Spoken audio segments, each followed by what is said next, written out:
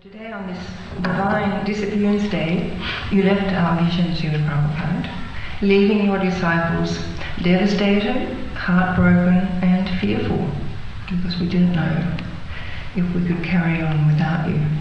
We loved you and worshipped you. You had picked us up from the lowest depths of ignorance and brightened our lives by giving us love and the blessings to take up a new wonderful life, the path out of material suffering and back to our eternal Master, Krishna. Every step of the way you guided us, encouraged us, chastised us when we blew it, and showered mercy on us. Though we knew nothing about real spiritual life, we were simple-hearted in our desire to please Krishna's very dear, pure devotee. To see you was the delight of our hearts. I read somewhere that George Harrison actually wrote "Here Comes the Sun" about Srila Prabhupada. And all who saw Srila Prabhupada can attest to that feeling of the sun being there in your heart. So, I was just going to talk about that simplicity that the devotees had. For example, when Srila Prabhupada would come to the airport arrivals, there'd be big kirtans, and then on that first glimpse of Srila Prabhupada, you just get this like, kind of like an electric current of bliss coming in your heart. And everybody would hit the deck, and so somebody would garland Srila Prabhupada, and all eyes were then on Srila Prabhupada, so magnetic. And then we'd march through with kirtan, unaware of whatever was going on else in the airport. And we felt like no one could touch us, because Srila Prabhupada was the greatest general and we were his foot soldiers. It was very sort of focused and one-pointed, our sort of consciousness about Srila Prabhupada. So, and I know Srila said that when she went to the airport quite early on, she had a job of offering a lamp to Srila Prabhupada. And everybody was offering different things, incense, flowers and stuff.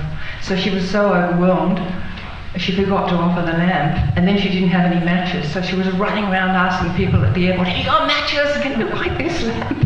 And then she was running along the airport with the lamp, trying to make it not go out. And then as soon as she got in front of Prabhupada, madly trying to offer it to Prabhupada as the kirtan came along. So it was kind of like a simple-hearted, sort of all-encompassing feeling when Srila Prabhupada was there. So, actually I heard that when the Beatles would come, everybody would like scream in ecstasy, and some girls would faint. And I listened to some of the people that were there. They were like workers there. They said there was urine everywhere. That's what people would do. They'd faint, pass urine. So that was because their senses were overwhelmed. But when Srila Prabhupada came, your heart was overwhelmed. It was a completely different experience. So everybody was touched by that, by Prabhupada's glance.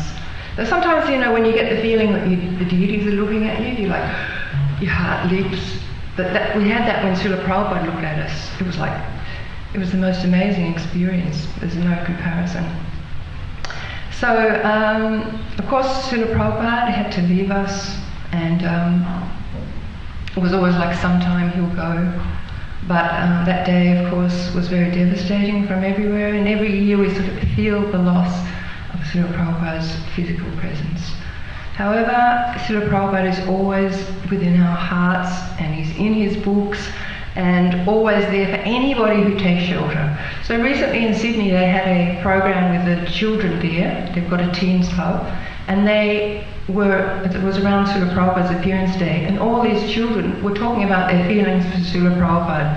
And it was so amazing. Some of them were just little, And some would say, I remember a couple of them saying, "Oh, I was in an exam once and I just went blank. So I started to pray to Krishna and nothing happened. Oh, and then I didn't know what to do. So then I prayed to Srila Prabhupada and everything came back to me and I was top of the class."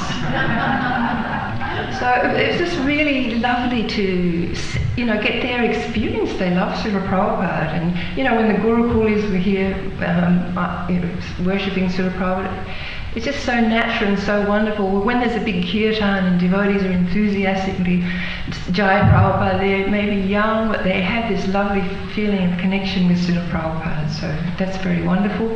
Srila Prabhupada found it his mission to change the world, and he'll always be the heart and head of that mission. So his glories will continue going on for the next 10,000 years. So forever in my heart, I wish to offer respects to Srila Prabhupada. So happy.